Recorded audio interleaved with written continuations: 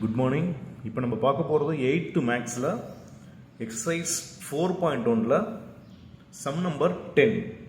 The ratio of boys and girls in the class is 5:3.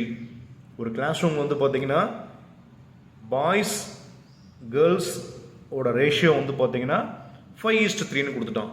Next if 16% of boys and 8% of girls failed in the examination. அந்த கிளாஸில் 16% பாய்ஸும் 8% கேர்ள்ஸும் ஒரு எக்ஸாமில் fail ஆகுறாங்க. ஓகேங்களா? அப்போ then find the percentage of passed student. அப்போ மீதி passed ஸ்டூடெண்ட்டோட பர்சன்டேஜ் என்னென்னு கேட்டிருக்கான். Boys 16%, girls 8%. அப்படின்னா என்ன கேட்டிருக்கான்?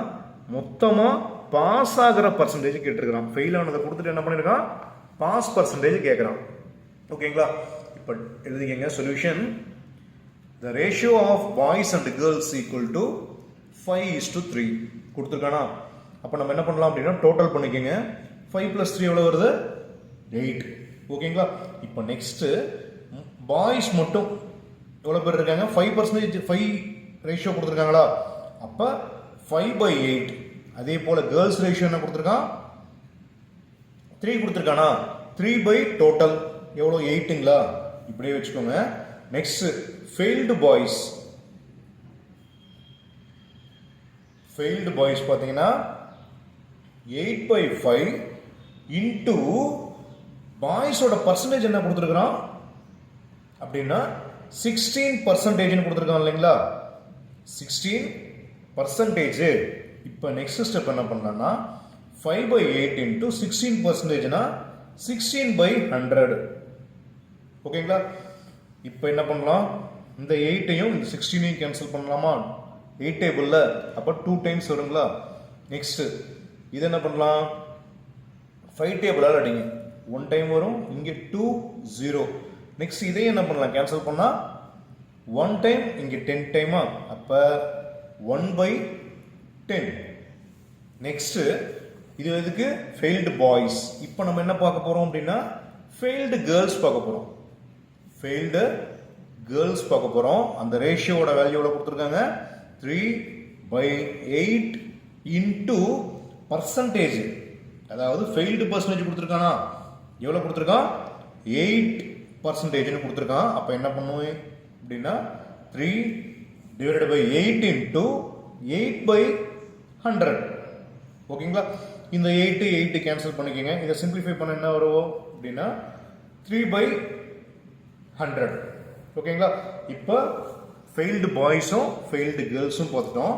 இப்போ நெக்ஸ்ட் என்ன பண்ணலாம் அப்படின்னா total failed student. Total failed மொத்தமாக எவ்வளோ பேர் ஃபெயில் ஆகிருப்பாங்க ஸ்டூடெண்ட்னு எடுத்துக்கலாம். அப்போ என்ன வரும் அப்படின்னா இங்கே எவ்வளோ வருது? Boys 1/10, girls 3/10. அப்போ என்ன வரும்? சிம்பிளிஃபை பண்ணால் 1/10, 3/100. ஓகேங்களா? அப்போ எல்சிஎம் ஒரே மாதிரி வரணும். என்ன பண்ணுறோம்? மேலேயும் 10ஆல் மல்டிப்ளை பண்ணி கீழேயும் 10ஆல் மல்டிப்ளை பண்ணி டிவைட் பண்ணால் ஒரே மாதிரி வந்துருங்களா? அப்போ என்ன வரும்? 10/100 ப்ளஸ் 3/100. இதை சிம்பிளிஃபை பண்ண என்ன வரும் அப்படின்னா 13/100. கரெக்டுங்களா? Next percentage of student failed student failed equal to 13/100 into 100%.